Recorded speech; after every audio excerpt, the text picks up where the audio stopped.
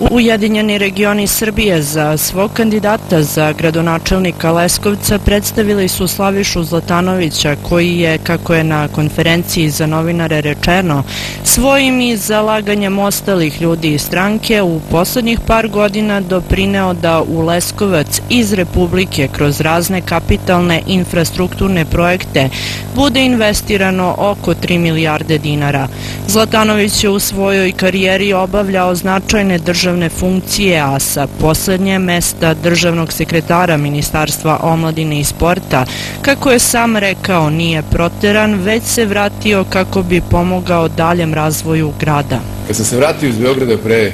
nekoliko meseci u Leskovac, postojali su neke indicije, neke priče da sam isteran ili nešto slično iz Beograda. Da to nije tačno, evo upravo sada vidite, razlog mog povratka u Leskovac je da živim ovde u Leskovcu sa svojim sugrađanima i da pokušam da sa nove pozicije, sa pozicije gradonačelnika doprinesem više nego što sam to učinio do sada. Državni sekretar u Ministarstvu sporta još uvijek nije postavljen, a ja se nadam da ću u nekom budućem vremenu, već od naredne godine, biti gradonačelnik Leskovca i sve ono što sam do sad uradio za ovaj grad, da još više od toga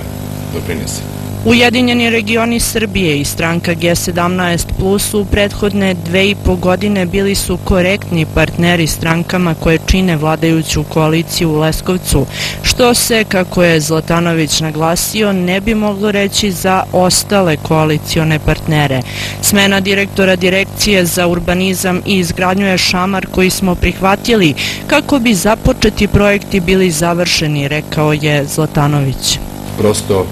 prihvatili smo taj šamar, ako mogu tako to da nazovem, od najjačih koalicionih partnera, ne zarad toga da ostanemo u vlasti, jer zaista nam to sad u ovom trenutku, verujte mi, uopšte nije bitno,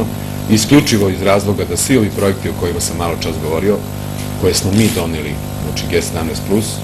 odnosno Ujedinjeni regioni u Leskovac, to su izgradnja nadvožnjaka, obilaznice, pozorišta, Doma Partizana i mnogih drugih, kao što smo završili most kod pošte, a svakako mi ne bi volili da ugrozimo dolazak Falkija i Juraj,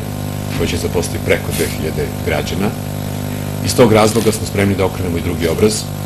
i da nastavimo da radimo u interesu grada, ne u interesu gradonačelnika, niti koalicije koja je na vlasti, već isključivo u interesu grada i građana. Nakon smene direktora Novice Nikolića, nijedno direktorsko mesto nije sigurno, a da li će još neki od funkcionera biti smenjen, zavisit će pre svega od Demokratske stranke i gradonačelnika Slobodana Koćića, kaže Zlatanović i dodaje da su unutar koalicioni odnosi nakon smene direktora Novice Nikolića nepromenjeni. Smena direktora Direkcije nije previše uticala na odnose u koaliciji, jer odnosi u koaliciji su bili takvi i ranije. Oni se nisu popravili, ali se nisu ni pokvarili. Kao što sam rekao, naš jedini interes i jedini cilj je završetak projekata koji smo počeli i mi ćemo na tome insistirati i istrajati do kraja da završimo sve projekte koji su u interesu grada. Iako je još uvek rano govoriti o koalicijama nakon izbora 2012. godine, strateški partner Ujedinjenih regiona Srbije, bez obzira na nekorektne odnose dva gradska odbora u Leskovcu, je i dalje Demokratska stranka, zaključio je kandidat za gradonačelnika Ujedinjenih regiona Srbije Slaviša Zlatanović.